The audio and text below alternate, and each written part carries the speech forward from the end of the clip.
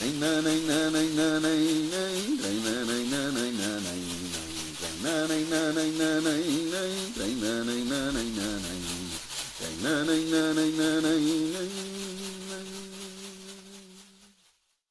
m'appelle Bruno Gaden, je suis peintre.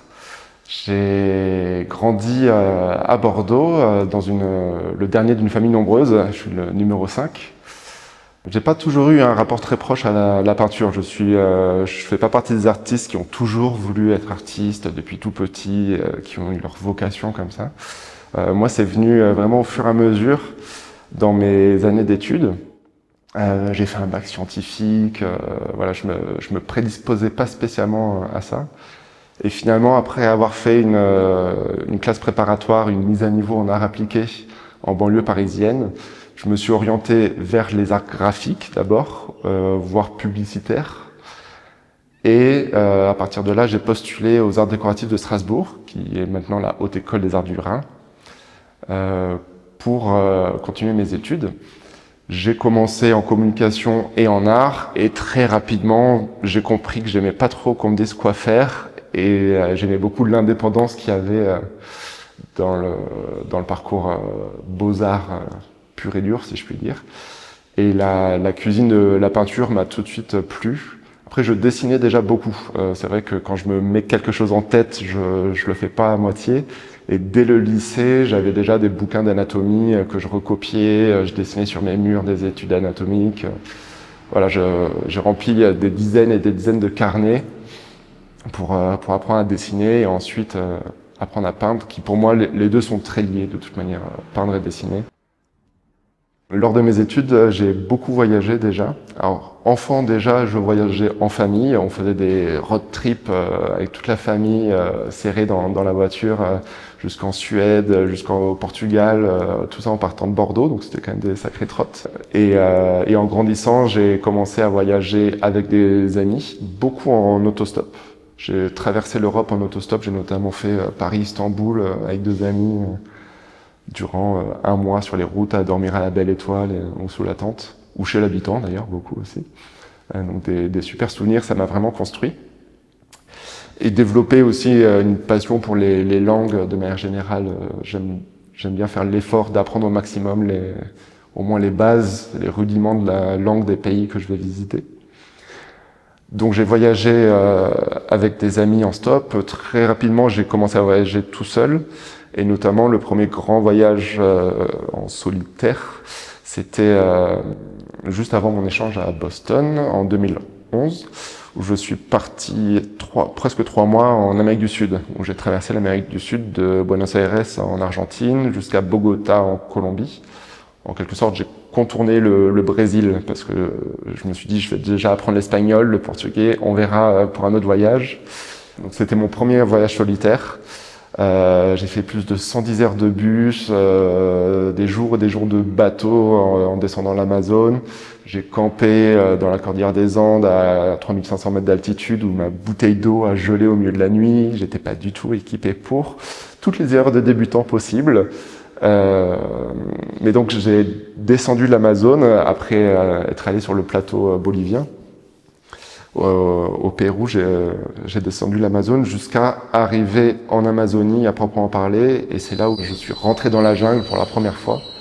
Et je suis tombé nez à nez avec ces arbres gigantesques, avec les racines arborescentes, les lianes, évidemment les animaux qu'on voit pas si souvent que ça, on les entend beaucoup, mais vu que les feuillages sont très denses, on ne croise pas non plus des animaux tous les 5 minutes, à part les insectes et les araignées qui sont très nombreux et faciles à trouver. Ce qui me dérange pas du tout, moi j'ai un père entomologiste, donc j'ai grandi en faisant des balades nature où j'apprenais le nom latin des animaux et des plantes. Donc j'ai quand même un background un peu scientifique par rapport à la nature. Et donc une vraie épiphanie à ce moment-là. Et depuis ce voyage, je n'arrive pas à aller ailleurs que dans la jungle. C'est-à-dire qu'il y a vraiment un appel de la forêt, de la jungle même, vraiment plus spécifiquement. Déjà à l'époque, donc c'était juste après mon diplôme, et à mon diplôme, déjà je présentais des peintures de forêt.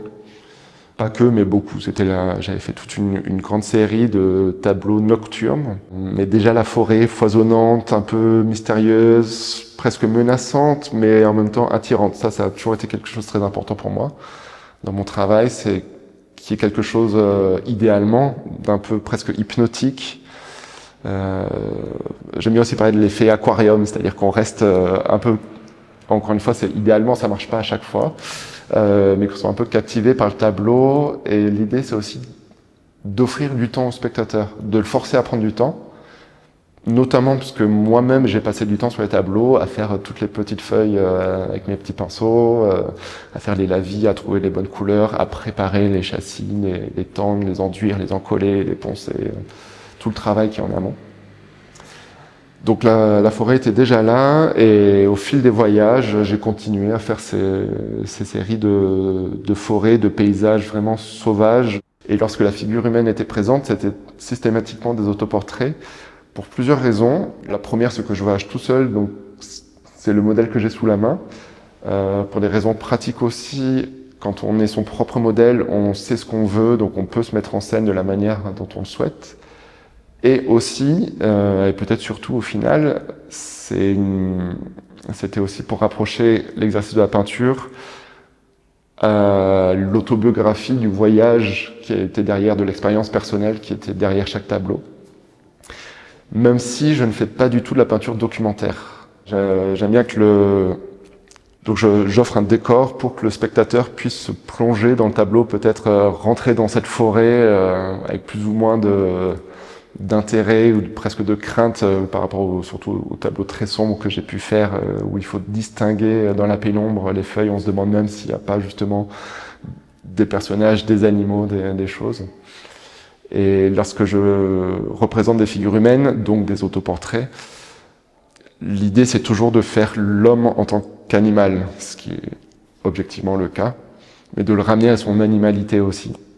Et non pas à l'animal, pas une sauvagerie qui est une sorte de cliché occidental, mais vraiment le sauvage naturel. Il y a presque un côté bestial, mais encore une fois, le côté plutôt positif de la chose. Je ne voyage pas souvent.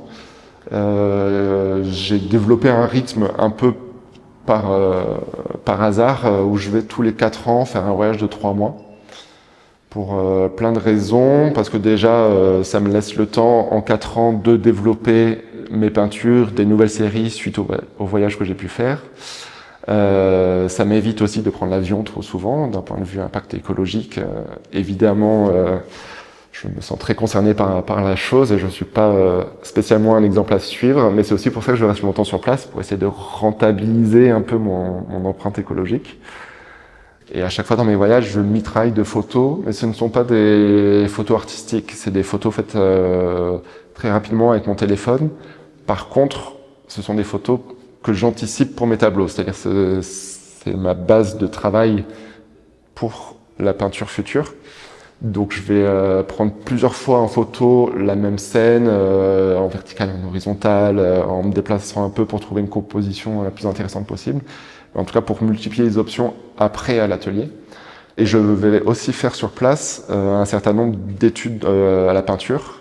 Donc je fais des petites gouaches où je vais m'asseoir dans la jungle au milieu des fourmis, en essayant de pas trop me faire piquer, et essayer de capturer le plus rapidement possible, parce que évidemment quand on peint sur le motif, comme on dit, c'est-à-dire d'après nature, la lumière change très très vite. Et là, en 3 mois en Amérique centrale, par exemple, j'en avais quand même fait une centaine. Et donc à mi-chemin, j'ai envoyé en France une partie, parce que mine de rien, ça pèse son poids quand on parcourt des kilomètres tous les jours avec son sac et 6 litres d'eau sur le dos. Et une fois rentré à l'atelier en région parisienne, la première étape, c'est de faire un tri de mes photographies de voyage, et aussi de relire plusieurs fois mon carnet de voyage. Parce que lorsque je voyage, je tiens aussi une sorte de journal de bord, où je vais noter des choses très triviales de mes repas, des endroits où dormir possible, parce que je vais faire du repérage dans la journée pour trouver le meilleur endroit. Donc j'ai ce journal de bord, ce journal de voyage que je vais relire à l'atelier. Et en parallèle, je vais faire un premier tri de mes photographies. Et il y a toujours quelques-unes qui sont pour moi évidentes pour faire des tableaux. Donc je vais commencer par ça. Et au fil des mois et des années, je vais régulièrement revoir à nouveau ces photos, les regarder d'un nouvel œil parce que le temps a passé, je vais voir des choses que je n'avais pas vues. À l'inverse, je vais réutiliser des photos que j'ai déjà utilisées parfois 10 ans avant. Et à partir de ces photos, il y a tout un travail de retouche photographique sur des logiciels de retouche, sur Photoshop, parce que j'ai appris les couleurs d'abord sur l'ordinateur avant la peinture. C'est-à-dire que quand j'étais au collège et au lycée, je passais mon temps sur des logiciels de retouche d'images, j'avais une tablette graphique et je pense que ça m'a beaucoup apporté d'un point de vue de compréhension des couleurs et aussi de calque, ce que je pratique en fait beaucoup dans ma peinture, de superposition avec des transparences plus ou moins fortes, de contrôler l'opacité d'abord des calques un format digitaux et ensuite l'opacité de mes lavis de peinture. Il y a un vrai lien pour moi qui s'est créé et je pense que ça m'a vraiment beaucoup apporté de comprendre comment les couleurs fonctionnaient les unes par rapport aux autres. Donc il y a tout un travail de retouche photographique où je vais en général complètement changer l'ambiance lumineuse. Par exemple, toute ma série de tableaux nocturnes, en fait, ce sont que des photos prises de jour, où via l'ordinateur, je vais faire une sorte de nuit américaine et ensuite je vais peindre le photomontage. Et dans l'exposition présente, Eldorado, à la Galerie Prima, je présente une série dans des tons plutôt dorés, ocre, jaune. Et là aussi, il y a beaucoup de retouches d'images, mais il y a toujours à l'origine, à la base, une photo de voyage. C'est-à-dire que même quand même quand il s'agit d'un tapis de feuilles, ça va être un tapis de feuilles que j'ai photographié au Belize, au Laos, au Vietnam. Et par contre, voilà, je vais tricher un peu, je vais jouer un peu, d'abord sur l'ordinateur, et ensuite en peinture, il y a à nouveau un travail de mise à distance par rapport au photomontage. Donc je suis quand même très loin du documentaire. Ça, j'aime bien parler de mes voyages et c'est important pour moi d'avoir cette source derrière les tableaux, mais ce ne sont pas des tableaux documentaires. J'essaye pas de, c'est pas important qu'on sache où est cette rivière, cette jungle, et surtout dans cette exposition Eldorado, il y a cette idée aussi de secret, de mystère. Donc tant mieux si on sait pas où c'est et si on pense que c'est au fin fond de la Dordogne, ça me va aussi. J'ai pas de problème avec ça. Et ça m'est déjà arrivé de mélanger dans une exposition des tableaux de la Creuse avec des tableaux de Bornéo sans que le public le sache. Et ça me fait plaisir. J'aime bien ce côté universel de la forêt, du monde végétal, même si encore une fois, ce ne sont pas les mêmes espèces d'arbres. Moi, en peinture, je ne m'applique pas à faire chaque type d'arbre différent. Alors, j'essaye qu'il y ait une variété, mais ça ne me dérange pas du tout qu'on ne reconnaisse pas quel type d'arbre c'est. Encore une fois, il n'y a pas un côté scientifique dans ma peinture. Je vais plutôt, et de plus en plus, raconter des histoires, notamment dans cette exposition Eldorado. Mais c'est une histoire dont c'est au spectateur de trouver un peu le fil. Moi, je vais donner des indices. Et moi-même, je ne suis pas sûr d'avoir tous les éléments de l'histoire, mais j'aime bien proposer des choses et que chacun se les accapare. J'ai des tableaux. Je sais que tout le monde ne va pas comprendre ce que c'est, en tout cas au premier regard, et qui peuvent avoir différentes perceptions. On peut penser que c'est une trouée dans le ciel ou un reflet dans une flaque d'eau. Et en fait, j'aime bien justement cette ambiguïté. D'ailleurs, je crois que j'ai appelé ce tableau le portail, parce que c'est une flaque qui ouvre sur un nouveau monde. On ne sait pas trop. Et d'être sur ce fil-là, c'est quelque chose qui m'intéresse beaucoup. Donc encore une fois, ça ne marche pas à tous les coups, mais c'est le but recherché, c'est d'être sur le fil entre quelque chose, on sait ce qu'on regarde, et en même temps il y a quelque chose d'un peu dérangeant. C'est toute cette question très à la mode depuis quelques années de l'inquiétante étrangeté, le Unheimlich de Freud. J'ai fait tout mon mémoire de fin d'études sur cette question-là. Donc, c'est quelque chose que j'ai vraiment poussé d'un point de vue même littéraire dans l'idée donc de faire de la peinture avec cette question de recherche du sublime. Et le sublime, dans sa définition de quelque chose de beau, c'est quelque chose que je recherche quand même, que ce soit esthétiquement plaisant, mais avec une sorte une beauté presque souillée, une beauté avec quelque chose qui dérange, encore une fois, quelque chose qui vient perturber ça, qui vient nous déranger un petit peu. Encore une fois, c'est plus ou moins présent selon les tableaux. Il y a des tableaux plus faciles d'accès que d'autres. Et c'est vrai que je travaille toujours en série de tableaux. Je suis attaché à ça parce que ça permet de rentrer, il me semble, plus facilement dans un univers. Et donc voilà, je vais avoir une série de forêts colorées avec des ciels roses, je vais avoir une série de forêts nocturnes, et là je présente actuellement à la Galerie Prima une série de paysages, on va dire plutôt, sur des tons ocre, doré, avec cette espèce de lumière, un peu lumière du soir, parfois presque lumière divine ou surnaturelle en tout cas. Et ça, c'est quelque chose aussi qui m'intéresse de plus en plus, ce côté un peu mystique, chamanique. Alors c'est quelque chose que personnellement, je ne suis pas proche du tout de ces idées-là, mais je trouve ça intéressant dans le travail, cette ouverture. Typiquement, je regarde beaucoup de films et de séries télévisées, et ça m'influence énormément, et notamment pour cette série, on peut penser à Apocalypse Now, à Fitzcarraldo, à Aguirre de Werner Herzog, à The Mission, enfin voilà, tout un tas de films qui se passent dans la jungle, et souvent le personnage principal devient un peu fou, c'est cette fièvre de la jungle, et ou la fièvre de l'or, mais là l'idée c'est de lier un peu les deux. Et quelque chose que j'aime beaucoup avec le film, le cinéma, donc c'est cette question de la lumière, parce que c'est vrai que j'associe le film aussi à l'écran d'ordinateur, parce que je vais rarement au cinéma, je dois l'admettre, pour plein de raisons, mais j'aime bien aussi l'expérience solitaire, encore une fois, de regarder devant son écran ou son vidéoprojecteur ou je ne sais quoi. Et lorsque je travaille ma peinture, donc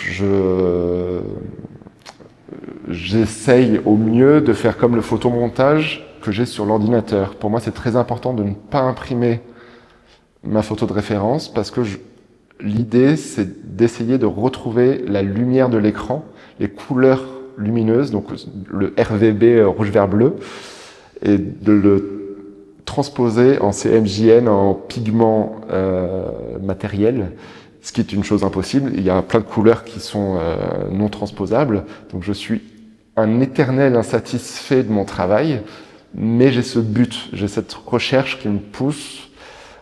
C'est pour ça que j'aime beaucoup travailler d'après mon écran lumineux. Donc ce que j'essaye de peindre, la lumière, littéralement.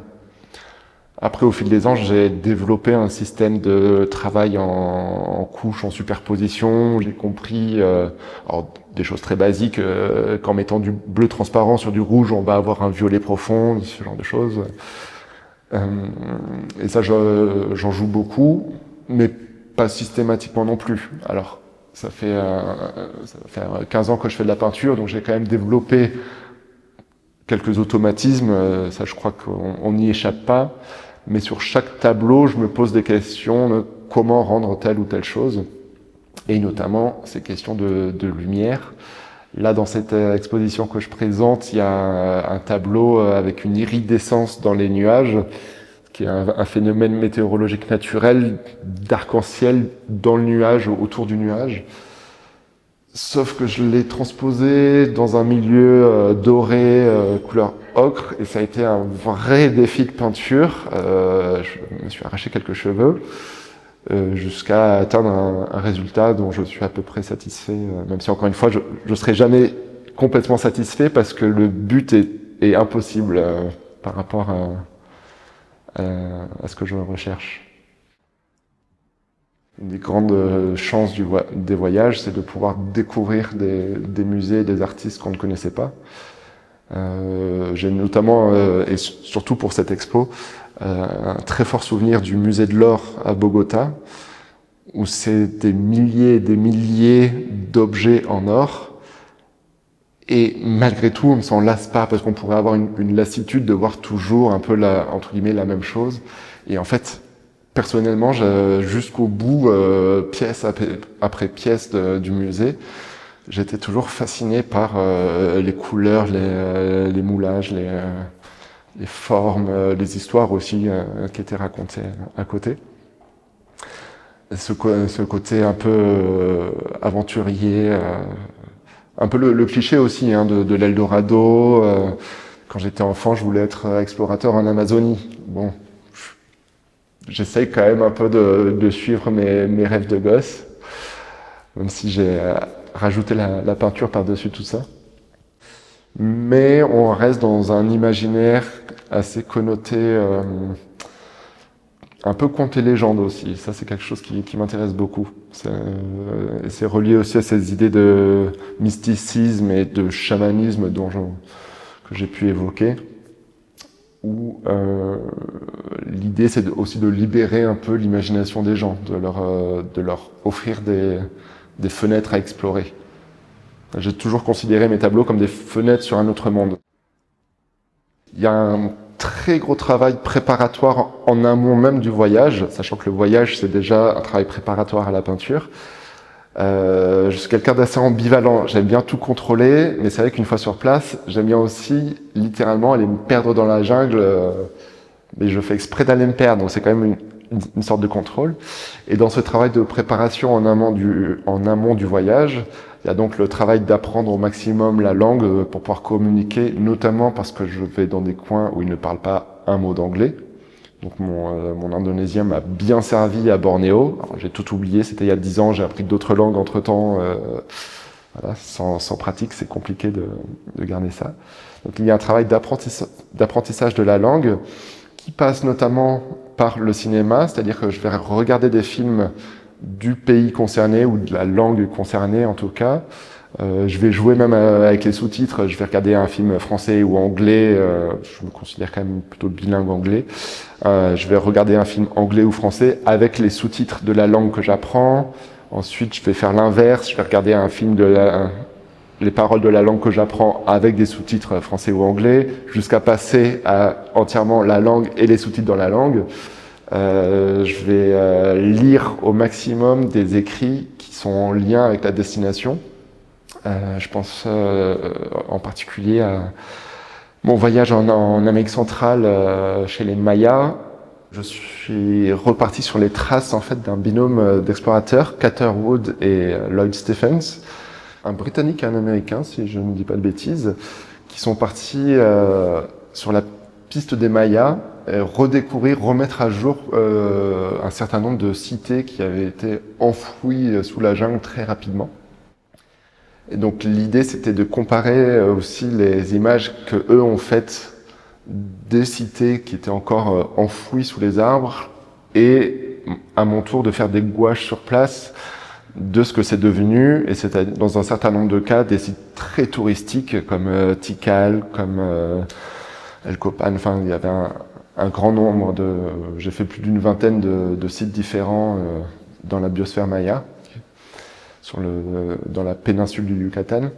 Et, il y avait vraiment un sentiment, ça me rappelle aussi les dessins animés de mon enfance, des cités d'or, voilà, et là on est un peu en plein dedans dans cette exposition avec ce thème d'Eldorado, du trésor au fond de la forêt.